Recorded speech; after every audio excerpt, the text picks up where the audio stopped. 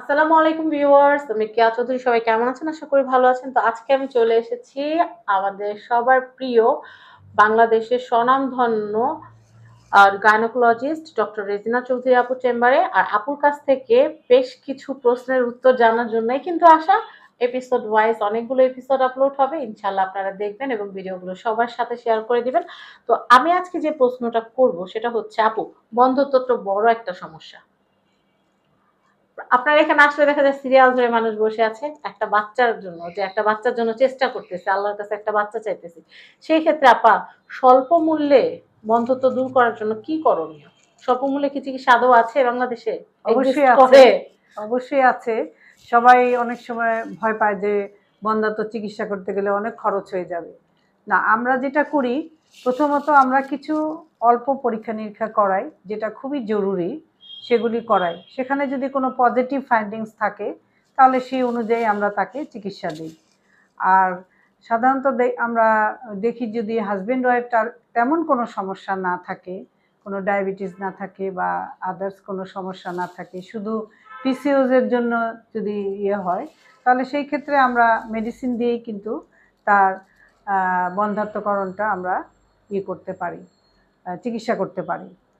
তো সেই ক্ষেত্রে আমরা ওভুলেশন ইন্ডাকশান, তার যদি মাসিকটা ঠিকমতো না হয় তখন আমরা ওভুলেশন ইন্ডাকশানের জন্য কিছু মেডিসিন দিয়ে থাকি। আর হাজব্যান্ডকে ফার্টিলিটির ওইভাবে আমরা কিছু দেই না, তবে ফুড সাপ্লিমেন্ট আছে কিছু, সেটা আমরা হাজব্যান্ডকে অ্যাডভাইস করি। আর হাজব্যান্ডের যদি সিমেন অ্যানালাইসিসটা নর্মাল থাকে তাহলে সেক্ষেত্রে আমরা শুধু ফুড সাপ্লিমেন্ট দিয়ে করি, তেমন কোনো চিকিৎসা দিই না। সেই ক্ষেত্রে খরচটাও অনেক কম হয়। মানে আপার কথা যেটা বুঝতে পারতেছি সেটা হচ্ছে যে প্রবলেমটা যতটুকু, সলিউশনটা অতটুকু হলে এমন হইতে পারে ফার্স্ট সার্কেলেই কিন্তু আপনারা বেবি কনসিভ করতে পারেন। আমার বেলাও কিন্তু আপা এমনটাই হয়েছিল।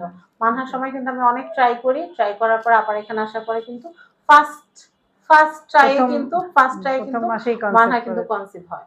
তো যাই হোক, মানহার এখন 11 বছর বয়স। আপনারা মানহার জন্য দোয়া করবেন। মানহা ক্লাস 4 পড়ে।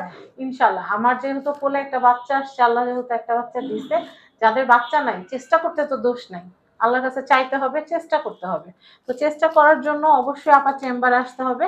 আপার চেম্বারের কন্ট্যাক্ট নাম্বারটা আমি দিয়ে দিচ্ছি, কারণ আপনারা তো আমাকে বলবেন যে আপু কন্ট্যাক্ট নাম্বারটা একটু দেন, আপুর কন্ট্যাক্ট নাম্বারটা দেন। তো সেই ক্ষেত্রে আমি একবার আপুকে সিরিয়াল দিবেন কিভাবে, কি কি বার আপু থাকে, সমস্ত কিছু ডিটেলে কিন্তু দিয়ে দিলাম। তো আমার জন্য দোয়া করবেন, আপুর জন্য দোয়া করবেন এবং আমার মানহামনিটার জন্য দোয়া করবেন। আর দোয়া করবেন যেন আমি আবার মানহামনির মতো যেন আরেকটা বাবুর আম্মু হতে পারি। আল্লাহ হাফেজ।